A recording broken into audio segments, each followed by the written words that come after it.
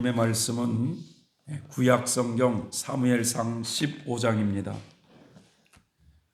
하나님의 말씀 사무엘상 15장 우리 1절부터 우리 23절까지 한번 다 같이 합독을 해보는 시간을 갖도록 하겠습니다. 제가 가지고 있는 성경은 431페이지 사무엘상 15장입니다. 431페이지 사무엘상 15장 431페이지 사무엘상 15장입니다. 15장 431페이지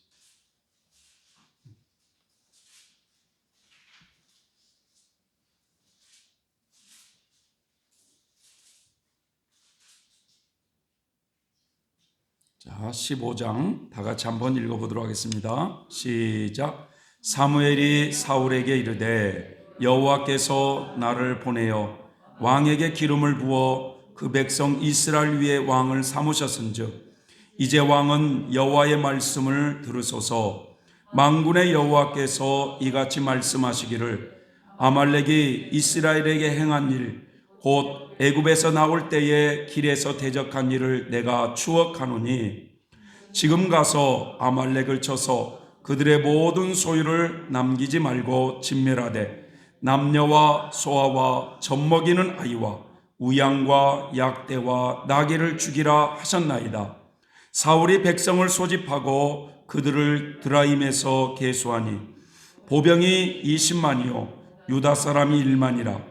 사울이 아말렉 성에 이르러 골짜기에 복병하니라.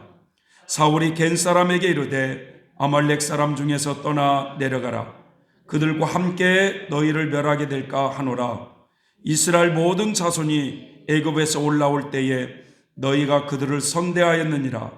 이에 겐 사람이 아말렉 사람 중에서 떠나니라. 사울이 하빌라에서부터 애굽 앞 술에 이르기까지 아말렉 사람을 치고 아말렉 사람의 왕 아각을 사로잡고 칼날로 그 모든 백성을 진멸하였으되 사울과 백성이 아각과 그 양과 소의 가장 좋은 것 또는 기름진 것과 어린 양과 모든 좋은 것을 남기고 진멸키를 즐겨 아니하고 가치 없고 낮은 것은 진멸하니라. 여호와의 말씀이 사무엘에게 임하니라. 가라사대 내가 사울을 세워 왕 삼은 것을 후회하노니 그가 돌이켜서 나를 쫓지 아니하며 내 명령을 이루지 아니하였음이니라 하신지라. 사무엘이 근심하여 온 밤을 여호와께 부르짖으니라. 사무엘이 사울을 만나려고 아침에 일찍이 일어났더니 혹이 사무엘에게 고하여 가로되 사울이 갈멜에 이르러 자기를 위하여 기념비를 세우고 돌이켜 행하여 길갈로 내려갔다 하는지라. 사무엘이 사울에게 이른즉 사울이 그에게 이르되 원컨대 당신은 여호와께 복을 받으소서. 내가 여호와의 명령을 행하였나이다. 사무엘이 가로되 그러면 내 귀에 들려오는 이 양의 소리와 내게 들리는 소의 소리는 어찌미니이까? 사울이 가로되 그것은 무리가 아말렉 사람에게서 끌어온 것인데 백성이 당신의 하나님 여호와께 제사하려 하여 양과 소의 가장 좋은 것을 남기며 그 외의 것은 우리가 진멸하였나이다. 사무엘이 사울에게 이르되 가만히 계시옵소서. 간밤에 여호와께서 내게 이르신 것을 왕에게 말하리이다. 가로되 말씀하소서. 사무엘이 가로되 왕이 스스로 작게 여길 그때에 이스라엘 지파의 머리가 되지 아니하셨나이까? 여호와께서 왕에게 기름을 부어 이스라엘 왕을 삼으시고 또 왕을 길로 보내시며 이르시기를 가서 죄인 아말렉 사람을 진멸하되 다 없어지기까지 치라 하셨거늘 어찌하여 왕이 여호와의 목소리를 청정치 아니하고 탈취하기에만 급하여 여호와의 악하게 여기시는 것을 행하였나이까? 사울이 사무엘에게 이르되 나는 실로 여호와의 목소리를 청종하여 여호와께서 보내신 길로 가서 아말렉 왕 아각을 끌어왔고 아말렉 사람을 진멸하였으나 다만 백성이 그 마땅히 멸할 것 중에서 가장 좋은 것으로 길갈에서 당신의 하나님 여호와께 제사하려고 양과 소를 취하였나이다. 사무엘이 가로되 여호와께서 번제와 다른 제사를 그 목소리 순종하는 것을 좋아하신 같이 좋아하시겠나이까. 순종이 제사보다 낫고 듣는 것이 수양의 기름보다 나으니 이것을 거역하는 것은 사술의 죄와 같고 완고한 것은 사신 우상에게 절하는 죄와 같음이라. 왕이 여호와의 말씀을 버렸으므로 여호와께서도 왕을 버려 왕이 되지 못하게 하셨나이다. 아멘. 주님의 은총이 여러분에게 풍성한 은혜로 함께 하시길 주님의 이름으로 축복합니다.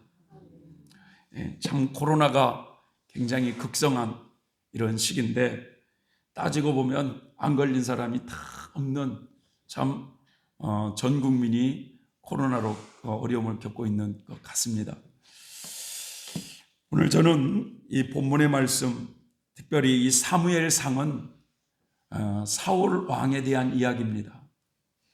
사무엘 하는 다윗 왕에 대한 이야기예요. 그래서 저는 오늘 이 사울이 왜 하나님께 버림받은 사람이 되었나라는 것을 중심으로 좀 생각을 해보고자 합니다. 이스라엘 역사를 보면 아브라함의 하나님, 이삭의 하나님, 야곱의 하나님 그러잖아요. 바로 이 야곱 때에 약 70여 명의 그 사람들이 가나안 땅에서 애굽으로 내려가서 살게 됩니다. 그런데 이제 세월이 흘러서 민족을 형성할 만큼 큰 민족을 인구가 불어났어요. 애굽에서 430년 동안을 살았습니다. 근데 그때 애굽의 종이 되어서 고난을 받다가 하나님의 은혜로 그 이스라엘 민족이 애굽을 탈출하게 되죠. 그걸 출애굽이라고 합니다. 출애굽. 자, 애굽 땅을 나온 그들은 가나안이라고 하는 그 목표점을 향해서 가는 여정에 많은 어려움들이 있었어요. 40년 광야 생활을 했죠. 광야 생활. 자, 그런 다음에 여호수아의 지도하에 이제 그 가나안 땅에 입성하게 되었고 그 가나안 땅을 정복해서 12지파대로 땅을 분별하며 이제 살아가게 됐어요. 그러면서 이스라엘을 지도했던 사람들이 바로 하나님이 그때 세운 사사들, 요 사사들이었어요. 약 350년 동안 사사 통치 시대를 이루어가게 됩니다. 그런데 이제 이 사사 시대의 말기에 이스라엘은 블레셋 침략을 자주 받았어요. 블레셋 침략을 자주 받았고 지금도 말이죠. 수시로 요 블레셋 사람들이 그냥 폭탄을 갖다가 막 터뜨려요. 그러면은 이스라엘은 10배로 갚아줘 버리죠. 10배로 갚아줘 버려요. 그래서 이 사사시기 말기에 요 블레셋이 자꾸 이스라엘을 침략을 자주 해옵니다. 그때 또 모든 사람들이 어떤 사고를 가지고 있느냐? 자기의 소견에 옳은 대로 행하더라 이거예요. 자기의 소견에 옳은 대로 행함으로써 도덕적인 혼란과 방종이 굉장히 심한 그런 시대였습니다. 바로 그러한 때에 선지자 사무엘이 이스라엘을 다스리게 되었고 비로소 이스라엘의 평안과 공의가 확립되게 됩니다. 사무엘은 사람 앞에서나 하나님 앞에서 부끄러움이 없는 선지자였어요. 사사였습니다. 백성들을 착취한 적이 없는 선지자였고 언제나 백성들을 위한 기도하는 바른 선지자였습니다. 자, 그러나 이제 사무엘이 나이가 들어서 그 아들들이 사사로 세워지게 되자 그 아들들은 사무엘처럼 살지를 않는 거예요. 사무엘의 두 아들이 있었는데 그들은 정직하지 않는 방법으로 돈을 모으려고 하고 남몰래 돈을 받고 공정하지 않는 재판을 막 해주는 거예요. 그러자 이스라엘 백성들은 그 사사의 통치를 거부하고 그들이 보기에 가장 이상적인 제도, 곧 우리도 이방 민족과 같이 왕을 세워달라고 사무엘에게 그렇게 요구를 합니다. 하지만 이것은 하나님께서 원하시는 것이 아니었어요. 사실 이스라엘 백성들에게 있어서 진정한 왕은 하나님이셨거든요. 내가 너희들의 왕이 되어가지고 너희들을 돌보고 다스려 왔다는 거예요. 하나님은 지금까지. 그런데 백성들이 이제 그런 보이지 않는 그런 하나님이 아니라 보이는 그 왕을 요구할 때 사무엘이 이 문제를 가지고 하나님께 기도를 해요. 하나님, 이 백성이 왕을 요구하는데 어떻게 하면 좋습니까? 라고 했을 때 하나님이 사무엘에게 그런 말씀합니다. 백성들이 너를 버린 것이 아니라 나를 버려서 내가 그들의 왕이 되지 못하게 하려는 것이다. 하지만 너는 그들의 요구를 다 들어줘라. 그렇게 하나님이 말씀하세요. 사무엘은 백성들의 요구에 따라 이스라엘의 최초의 왕을 이제 몰색하기 시작했어요. 그렇게 해서 선택된 인물이 누구였습니까? 사울이었죠.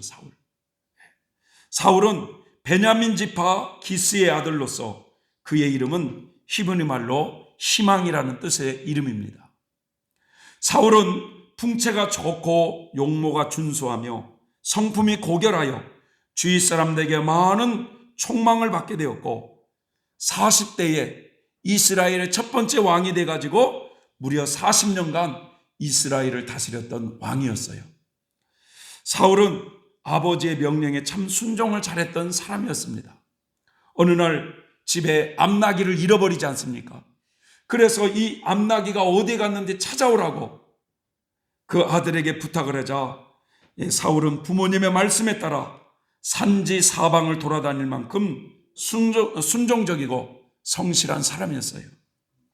그는 이스라엘 자손 중에 그보다 더 준수한 자가 없을 만큼 준수한 용모를 갖춘 자였고, 그리고 사울은 겸손한 사람으로서 선지자 사무엘에게 자기가 이스라엘을 다스릴 사람이라고 이렇게 말을 들었을 때 자기는 무슨 소리냐고, 이스라엘에서 가장 작은 부족인 베냐민 지파에 속한 사람이고 그 베냐민 중에서도 가장 천한 가문 출신이 그게 무슨 당치 않는 소리냐고 그렇게 말을 하기도 했던 사람입니다.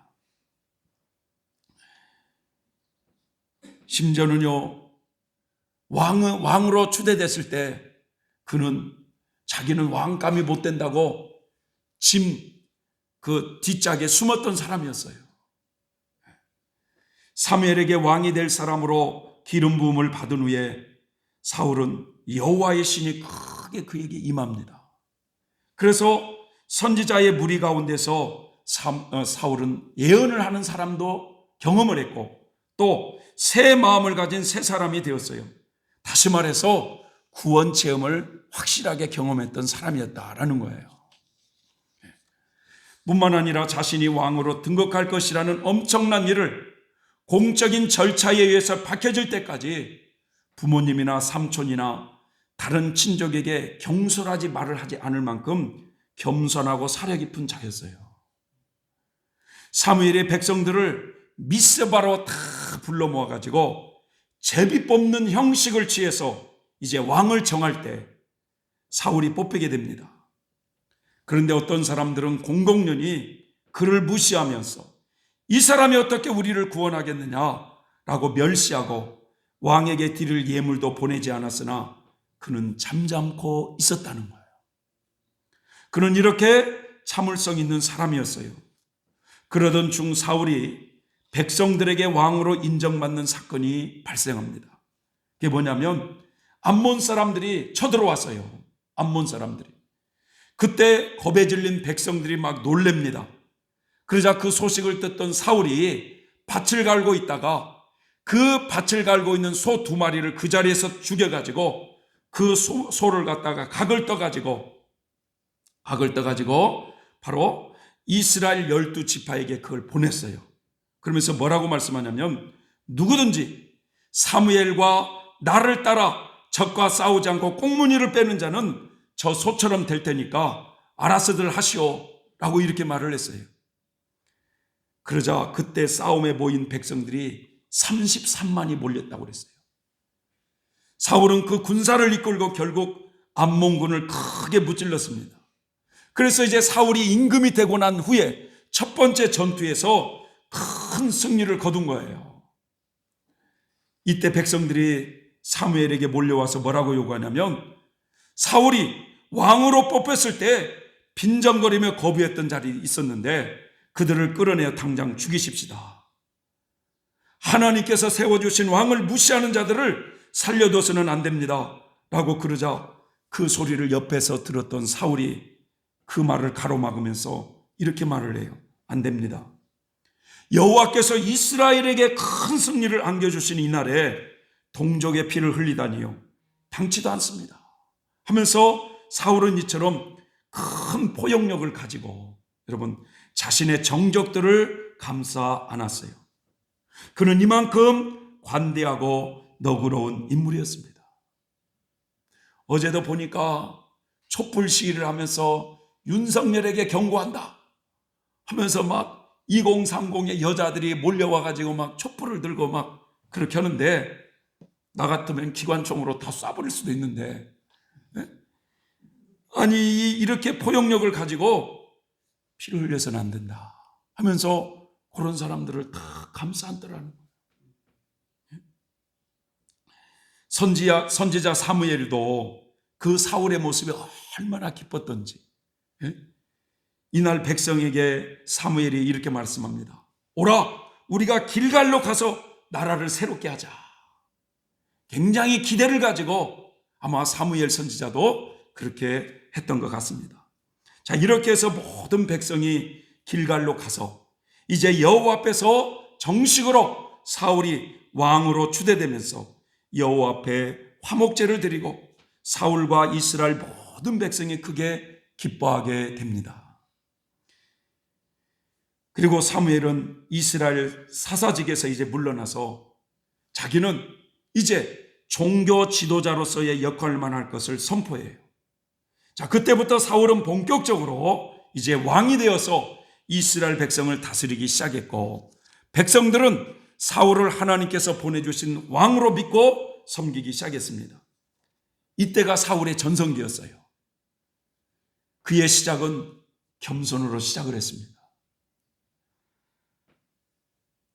40세의 왕으로 등극해서 80세의 길보아 산 전투에서 죽을 때까지 40여 년을 이스라엘 초대 왕으로서 다스리게 됐는데, 왜 그렇게 외모도 준수하고 자신을 반대하는 세력들도 포용하고 성령도 체험하여 거듭나기도 하였고 그렇게 겸손했던 그가 하나님 앞에 버림받는 불행한 왕이 되었을까? 사람들은 흔히 사울은 구원 체험에 있는 사람이라고 생각하지만 그렇지 않습니다. 성경에 말하길 여호와의 신이 그에게 임하여 예언을 하고 새 마음이 된 사람이라고 말하고 있습니다. 여호와의 신이 무엇입니까, 여러분? 성령 아닙니까? 성령이 그에게 임하니까 예언을 하게 되고 새 마음이 된 사람이라고 성경은 말하고 있어요. 쉽게 말하면 거듭난 체험을 확실하게 했던 사람이었어요. 그런데 왜 그가 하나님께 버림을 받았을까요?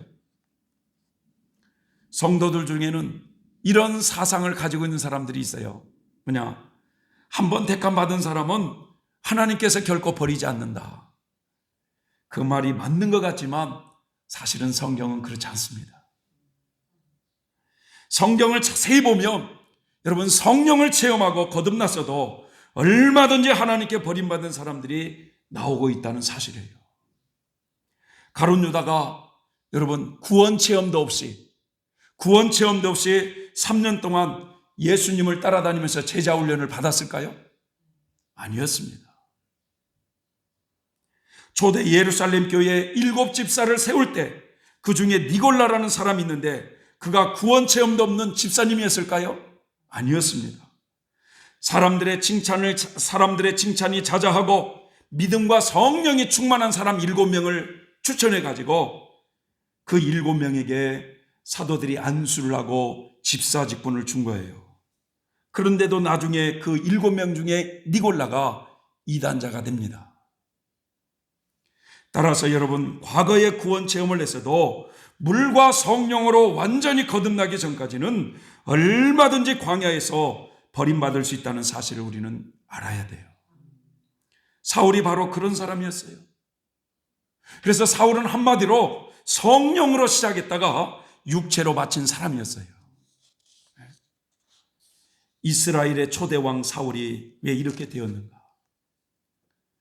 그가 왕위에 오른 지 불과 2년 만에 여러분 그가 달라지기 시작합니다. 겸손했던 그 사람이 달라지기 시작하는 거예요. 그는 그때부터 내리막길을 달리게 돼요.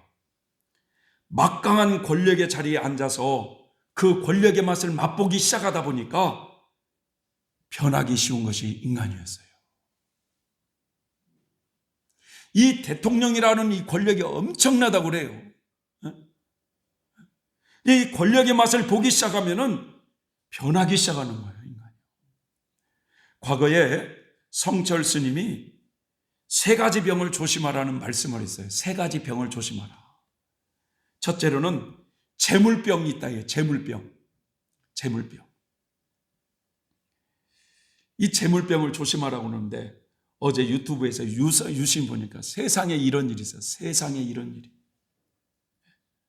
20여 년 전에, 여러분, 20여 년 전에 가끔 복권을 사니까 5,000원도 되고 뭐 이렇게 해가지고 기분이 좋더라는 거예요. 어느 날 복권을 샀는데 1등에 당첨이 됐는데 그게 20억이었어요. 20억. 가슴이 얼마나 뛰고 놀랬는지 가지고 그것을 그 당첨된 복권을 성경책에다 다 놔놨다는 거예요. 껴놨다는 거예요. 그런데요, 복권을 타고 이제 그 돈을 타가지고 가야 되겠다는 건 까마득하게 잊어버리고 이분이 병원에 아파가지고 입원도 하고 또 바쁘게 살다가 1년이 지나가 버렸네. 까마득하게 잊어버렸대요. 그 20억을 타야 되는데. 그런데 1년이 지나고 난 후에도 이 복권을 당첨자를 이렇게 뭐 신문에 내고 이렇게 찾아가라고 그걸 했다네. 그런데 그것도 모르고 그러고 나서 1년 7개월이 지났는데 이게 1년이 지나고 나면요, 이게 무효가 된다네. 그래가지고 어느 날 까마득하게 잃어버리고 성경책에서 그 복권이 그게 1등 된 당첨이 그게 나와가지고 못 찾았어요. 20억을. 세상에 그런 일도 있더라고.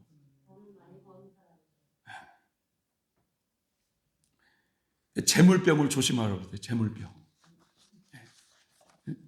그런데 이 복권에 당첨돼가지고 생각지도 않는 여러분 그런 인간이 땀을 흘리지 않고 노력한 이 수익은 금방 나가게 되어 있거든요. 금방 나가게 되어 있어요. 그래서 이 재물병을 조심하고 여색병을, 색욕을 조심하라는 거지. 색욕, 여색병. 그 다음에 하나는 뭐냐? 이름병이에요. 이름병.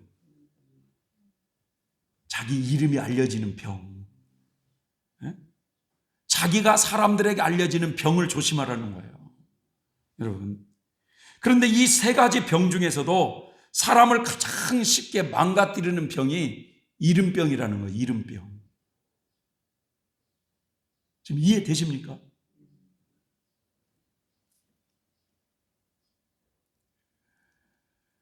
세탁소에 옷걸이라는 이야기가 있습니다. 세탁소에 가면 옷걸이들이 많이 있지 않습니까? 그래서 그 세탁소의 옷걸이의 고참이, 그 옷걸이 고참이 이제 갓 들어온 옷걸이 신참한테 그렇게 이야기했다는 거야. 우리가 명심할 것은 우리에게 무슨 옷을 입혀주든지 간에 우리는 옷걸이라는 걸 잊지 말아라.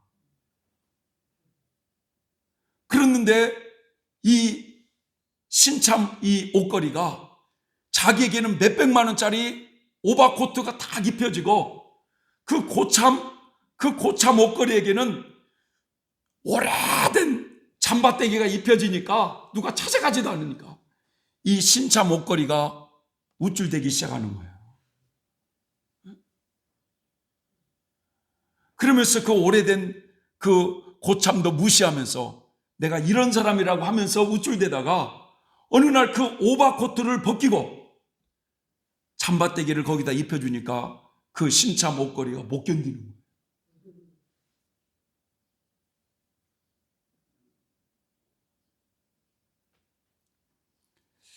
여러분, 지금 저 러시아 푸틴이 전쟁을 일으켜가지고 우크라이나가 지금 전쟁으로 많은 어려움을 잊지 않습니까? 근데 이 소련은 군사 강국의 세계 2위고 우크라이나는 22위래요. 22위. 여러분. 그런데 세계에서 제일 수도사가 많은 곳이 우크라이나예요. 그래가지고 우크라이나의 수도원에서 이제 연락이 왔대요. 세계의 수도원에서 좀 보급을 해달라. 해가지고 세상에 없는 우리 수도원까지 연락이 와서 50만 원을 거기 붙여준 거 아닙니까? 네? 그렇게 순진하대요, 거기 사람들이. 네. 우리 유미선 집사님의 말씀에 의하면 세계 그 밀가루의 곡물이 거기서 50%가 나는 곳이래요.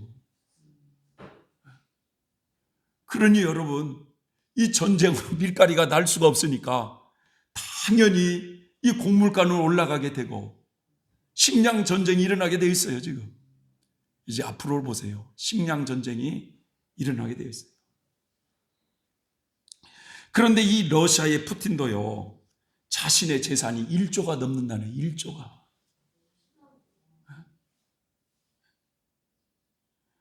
완전히 그 자기의 그 별장 같은 궁을 만들어 놓고 그 수십 년을 권력의 자리에 앉으면서 전처를 버리고 젊고 이쁜 아내를 두고 호화로운 생활을 하면서 그 권력력에 취해 못 내려오는 거예요. 시진핑도 마찬가지예요. 시진핑. 우리나라도 마찬가지예요, 여러분.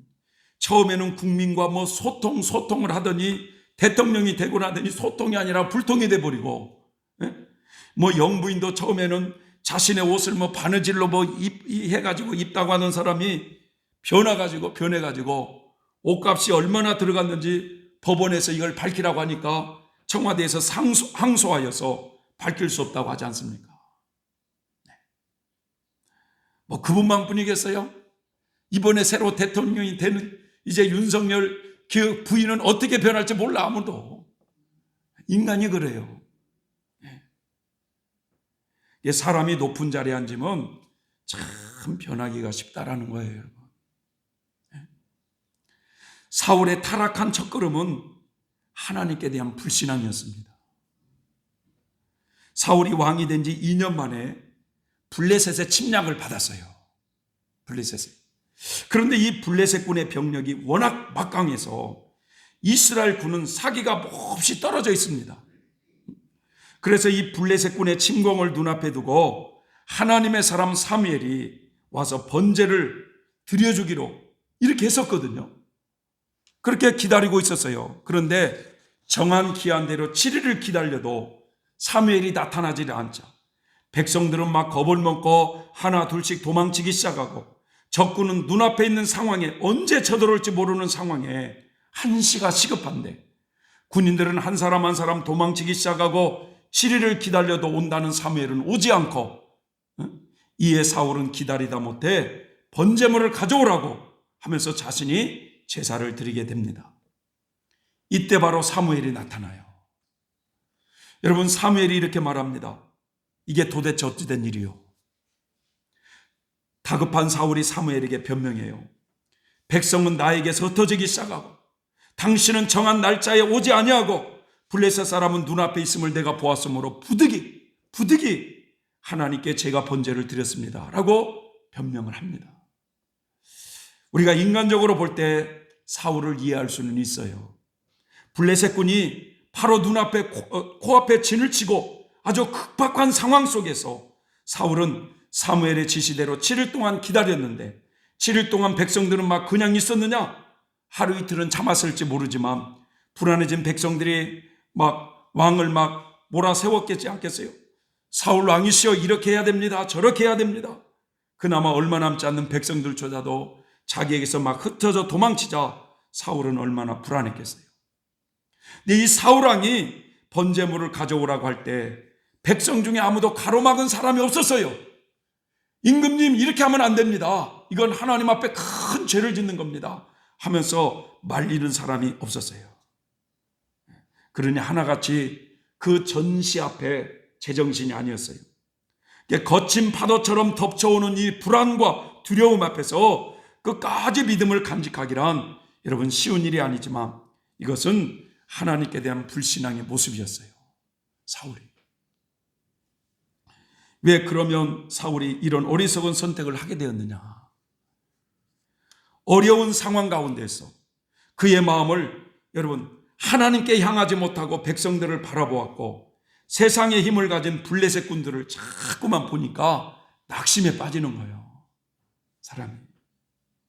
여러분 우리도 거친 어려운 큰 위기 상황에서 그 환경만 자꾸 바라보면 사람은 낙심하게 되어 있거든요.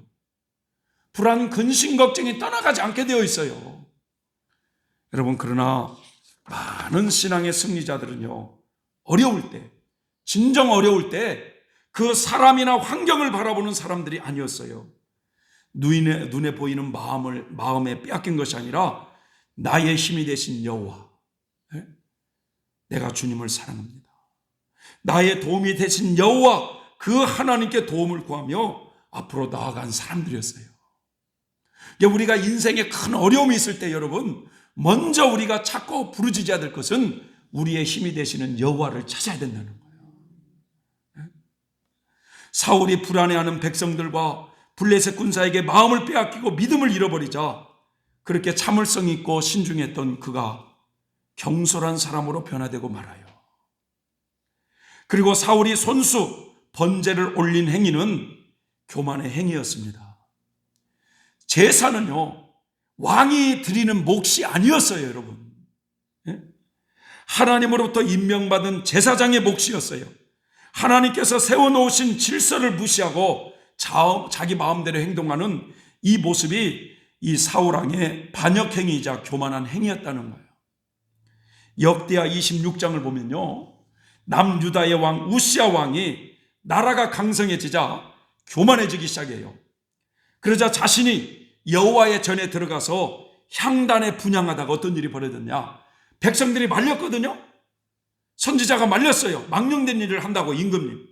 그랬는데 오히려 그 선지자를 핍박하면서 자신이 그 분향하다가 문둥병이 들어버렸어요. 그러자 그는 죽는 날까지 별궁에 갇혀 지내게 됩니다.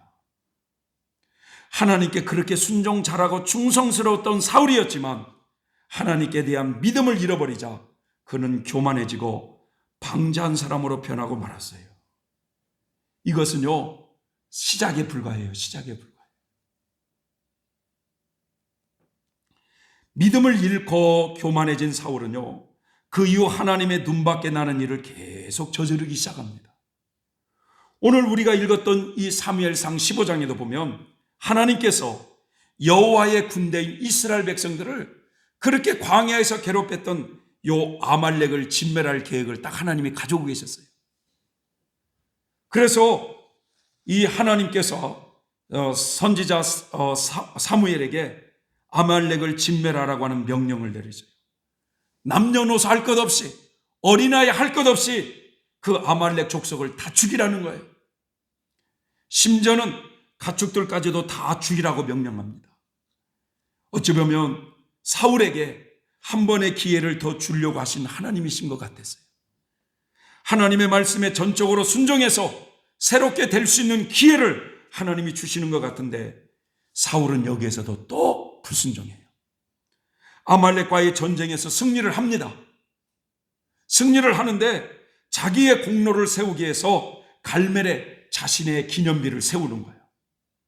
그리고 전리품을 남기지 말고 남녀노소와 가축들을 다 진멸하라는 하나님의 말씀에 불순종해요. 그는 양과 소의 기름진 탐스러운 것들을 없애기 아까워 살려두고 쓸모없는 하찮은 것들을 다 없애버렸어요. 사무엘이 그 까닭을 사울에게 물었더니 당신의 하나님 여호와께 이 좋은 것을 드리려고 양과 소의 좋은 것을 남겨두었다고 사울은 변명을 합니다. 그때 사무엘이 뭐라고 말씀합니까? 왕이여, 당신이 스스로 작게 여길 때 그때 이스라엘 지파의 왕으로 하나님이 세워주시 아니하였습니까? 어찌하여 당신이 교만하여서 여호와의 목소리를 청정치 아니하고 여호와께서 악하게 여기시는 것을 행하시나이까 하면서 순종이 제사보다 낫고 하나님 말씀에 듣는 것이 수양의 기름보다 나으니 이것을 거역하는 것은 사슬의 재와 같다. 그리고 완고한 것은 사신 우상에 절하는 재와 같음이라. 왕이 여호와의 말씀을 버렸으므로 여호와께서 왕을 버려서 왕이 되지 못하게 하셨나이다. 어느새 사울은 하나님의 명령을 따르기보다는 자기의 마음대로 행동하는 불신앙과 불순종의 사람이 되어가기 시작했습니다. 그는 하나님의 명령과는 반대로 달려가고 있었어요. 하나님께서 인생에게 요구하시는 것은, 하나님이 당신의 백성들에게 요구하시는 것은 순종이었어요. 순종. 수백 마리의 짐승을 가지고 제사를 드리는 것보다도 하나님의 말씀에 순종하는 것을 더 기뻐하시는 하나님이신데, 사울은 하나님께 불순종을 하면서 자신의 이름을 높이고자 자신의 기념기까지 세워요. 사울은 사무엘에게 이렇게 합리화를 합니다. 내가 범죄했을지라도 청하옵나니 내 백성의 장로들 앞과 저 백성들 앞에서 나를 높이사 나와 함께 돌아가서 나로 당신의 하나님 여호와께 경배하게 하소서. 저 백성들 앞에서 나를 높여달라는 거예요. 사울은 사람들 앞에서 존귀한 자로 높임받기를 소망하고 있었던 사람이었습니다. 진정으로 하나님을 높이는 사람이 아니었어요. 그는 눈에 보이는 것이 더 중요했고 하나님보다 백성들을 더 의식하며 살았던 사람이었습니다. 이것이 권력의 눈이 어두운 사람들의 특징인지도 모르겠어요. 이미 하나님께 버림을 받은 사울은요, 멸망의 길을 재촉하기 시작합니다. 그 사이에 하나님은 다윗을 후계자로 생각하고 있었어요. 그래야 하나님으로부터 버림받은 사울의 운명은 날로 계속 기울어져 가고 택함을 받은 다윗의 명성은 햇살처럼 온 누리에 퍼지기 시작합니다. 어느 날 다윗이 전쟁에 나가서 말이죠. 처음에는 다윗과 골리앗 가운데 완전히 이스라엘 백성들이 주눅이 들고 막 벌벌 떨고 있을 때 그 골리앗을 물맷돌로 쓰러뜨리지 않습니까? 그러자 사울이 말이죠, 저가 누구냐고 하면서 국방부 장관을 세웠어요. 그래가지고 다윗이 전쟁에 나갈 때마다 승리하고 돌아오니까 이스라엘 여인들이 막 춤을 추면서 뭐라고 말씀합니까? 사울이 죽인 사람들은 천천히지만 다윗이 죽인 사람들은 만만이다. 그러니까 그 소리에 사울의 마음이 확 바뀝니다. 사울의 마음이 편할 리가 없었어요. 그래서 그는 다윗을 질투하고 격분하고 그 후에는 적이 되어서 다윗을 죽이려고 합니다. 그러자 드디어 악령이 그에게 다가가기 시작해서 그를 괴롭히기 시작해요. 처음부터 악령이 그를 괴롭혔던 게 아니었어요. 하나님의 은혜가 떠나고 악한 것을 계속해서 행하니까 이제는 악신이 그에게 다가와 그를 괴롭히기 시작한 겁니다. 이때부터는 하나님께 물어도 하나님이 그에게 응답을 해주질 않아요. 사람이 어떤 일에 대해서요 극도로 질투하게 되고 미움이나 분노가 극도로 있게 되면 악학령이 그 사람을 잡습니다. 사울은 군사 3,000명을 풀어서 다윗을 죽이려고 했어요. 사실 다윗은 자신이 왕위에 오른다는 그런 욕망도 없었던 사람이었어요. 사울을 죽이고 자기가 그 자리에 올라갈 거라는, 이건 다윗은 꿈에도 생각하지 않았던 사람이었어요. 마음이 착한 다윗을 사울이 그 자신의 왕자를 빼앗길까 봐 질투심에 죽이려고 합니다. 무려 13년 동안 다윗을 쫓아다니면서 죽이려고 했어요. 그렇게 국력을 소모했던 왕이 사울 왕이었어요. 그러다 보니 그의 마음은 하나님으로부터 완전히 떠나서 결국 블레셋에 쳐들어오게 되자 엔돌에 있는 무당을 찾아가기 시작합니다. 하나님의 은혜가 떠나고 나니까 이제는 그가 누구를 찾아갔느냐? 무당을 찾아가서 물은 거예요. 과거에 성령 체험을 했던 그가 하나님의 은혜가 떠나가니까 무당을 찾아가서 물은 거예요.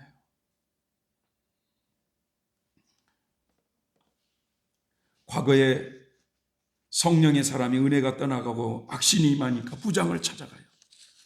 사울은 이스라엘 역사에서 여러분 전쟁의 영웅이었고 큰 승리를 거둔 용사였어요. 이스라엘 최초의 왕이었지만 그는 신앙적으로 실패한 인물이었습니다.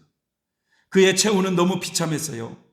이 블레셋과의 전쟁 중에 중상을 입어요. 그래서 갈보아 산에서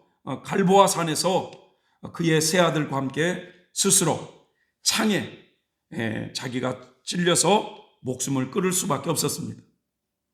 그의 시신은 목베임을 당하고 갑옷이 벗겨진 채 성벽 높이 매달라 욕범을 당하게 됩니다. 얼마나 비참한 말로였습니까?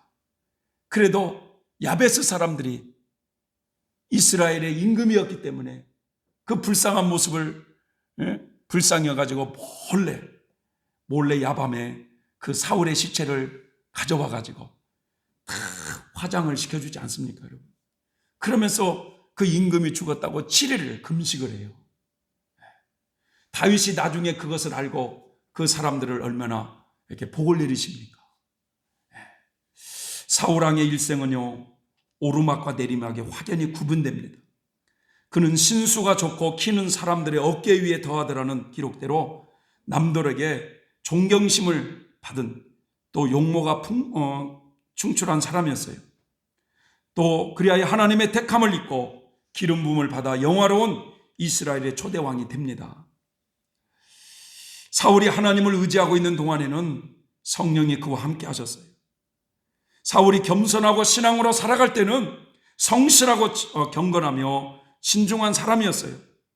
사환의 충고에도 귀를 기울일 줄 알았고 자신을 반대한 사람들에게도 관대함과 용서를 베풀며 하나님을 바라봤던 사람이었어요.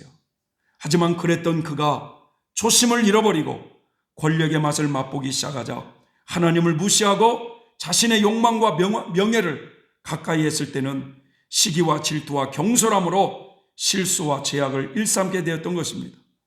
그가 자만하여 하나님보다 자기를 앞세웠을 때에는 성령이 그를 떠나 돌보지 않으셨어요. 사울왕은 그 영예의 절정에 신앙을 잃어버리고 교만 가운데 멸망의 시면으로 굴러 떨어져 버린 사람입니다. 이 사울왕이 하나님께 버림받은 이 모습 속에 오늘 나에게 주는 교훈은 무엇인가 하는 겁니다. 오늘 나는 하나님 앞에서 어떤 사람으로 서 있는가?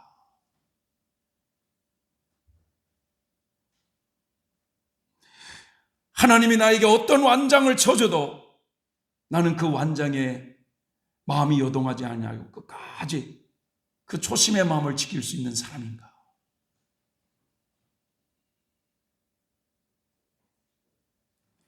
나는 어떤 어려운 환경 가운데서도 믿음을 잃지 않고 하나님 말씀에 순종하며 살아가고자 그렇게 노력하고 있는가?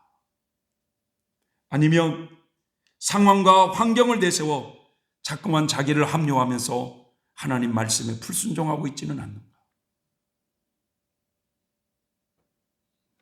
제사보다 순종이 낫다는 하나님의 말씀에 귀 기울이는 저와 여러분이 되셨으면 좋겠습니다. 사람이 말이죠, 이 초심을 잃지 말아야 돼요. 초심.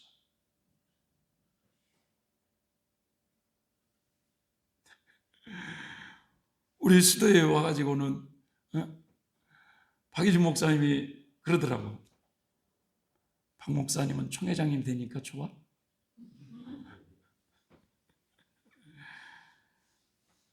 총회장이 됐다고 그래서 총회장님 하니까 총회장님이라고 누가 불러주는 사람은 하전사님밖에 없어요. 총회장이라고 해서 무슨 활동비가 나옵니까? 내가 돈 주고 사줘야 돼, 밥을.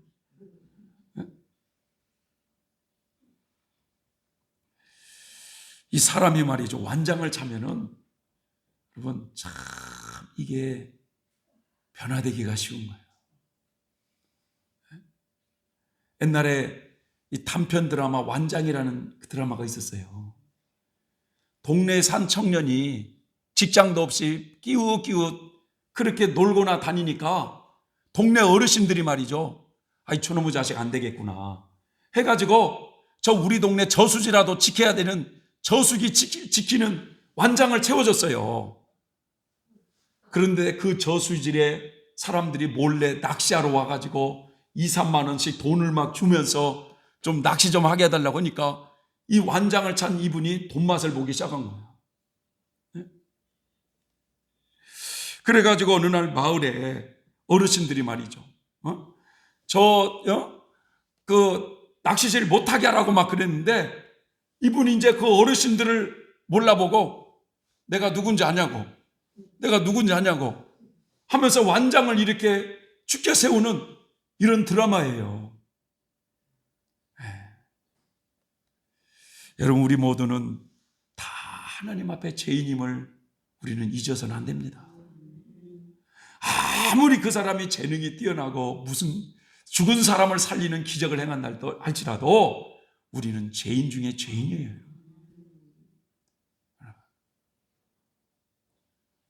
하나님이 그 은혜를 걷어가시면 우리는 죄의 냄새밖에 풍길 수밖에 없는 가련한 인생이 우리예요, 여러분. 그래서 우리는 그것을 잊으면 안 돼요. 그래서 여러분, 하나님 앞에 인정받는 것은 뒷전이고 아직도 자꾸만 사람 앞에 높임받고 싶어 하거나 나보다 다른 사람이 잘 되는 것을 보면 질투심이 올라옵니까, 여러분?